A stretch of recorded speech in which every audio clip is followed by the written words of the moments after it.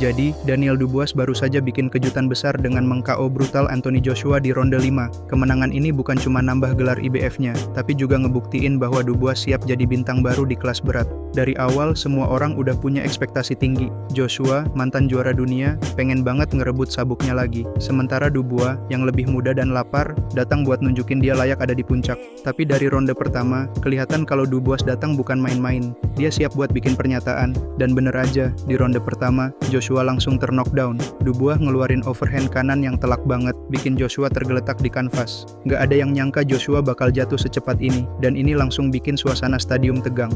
Meskipun Joshua mampu bangkit, tapi kelihatan banget kalau dia udah goyah, bahkan sampai ronde-ronde berikutnya. Masuk ronde kedua, Joshua coba bangkit dan ubah strategi. Dia pengen aktif, tapi Dubois tetap ngegas. Pukulan-pukulan Dubois mulai bikin Joshua kelihatan ragu. Bahkan, tangan Joshua sempat turun, kayak udah mulai kehabisan tenaga. Ronde ini jelas dikuasai Dubois, dan Joshua mulai ngerasa tekanan yang makin berat.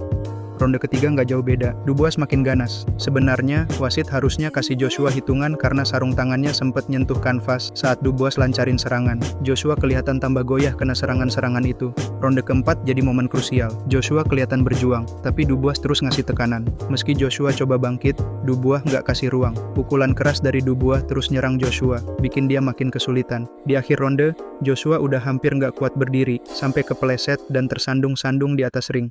Masuk ronde 5, Joshua mulai nyerang lebih agresif. Mungkin dia mikir ini saatnya buat balik. Dia berhasil nembak beberapa pukulan yang kelihatannya cukup kuat, bikin Dubois mundur sedikit. Tapi Dubois tetap tenang. Saat Joshua turunin tangan dan berusaha nyerang, Dubois nemuin momen pas dan mendaratkan straight right yang sangat keras ke rahang Joshua. Pukulan ini bikin Joshua jatuh dan langsung akhirin pertarungan. Dubois keluar sebagai pemenang, dan semua orang di Wembley terkejut sama penampilannya yang dominan. Setelah kemenangan besar ini, masa depan Dubois kelihatan cerah banget. Dia udah buktiin diri sebagai salah satu petarung terkuat di kelas berat, dan sekarang banyak pintu yang terbuka buat dia. Dengan gelar IBF di tangannya, dia punya peluang buat ngelawan nama-nama besar di divisi ini. Bisa aja dia bakal dapat kesempatan buat ngerangkul sabuk-sabuk lainnya, terutama dengan beberapa juara lain yang mungkin bakalan pensiun. Tapi gimana dengan Joshua?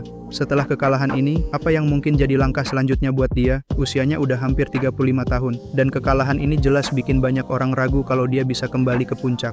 Dia udah berusaha bangkit dengan beberapa kemenangan sebelumnya, sayangnya pertarungan ini jadi tantangan terbesar buatnya. Tapi Joshua sebenarnya punya beberapa opsi. Dia bisa aja ambil kesempatan rematch dengan Dubois, tapi itu berisiko. Kalau dia menang, dia bisa bangkit lagi. Tapi kalau kalah, itu bisa jadi akhir karirnya di level atas. Pensiun juga jadi opsi, terutama kalau dia merasa udah nggak bisa bersaing lagi. Kalau dia milih untuk terus bertarung, dia harus benar-benar memikirkan strategi dan lawan yang tepat untuk membangun kembali namanya. Masih ada pertarungan menarik buat Joshua ke depan, kayak lawan Deontay Wilder, atau mungkin rematch dengan Andy Ruiz. Meskipun dia udah kalah, nama-nama ini masih bikin penonton penasaran. Apalagi kalau sabuk-sabuk di kelas berat mulai tersebar karena Usyk atau Fury pensiun, Joshua bisa jadi punya peluang baru. Kalau lo suka videonya, jangan lupa cek video lainnya, kasih like, komen, dan subscribe. Peace.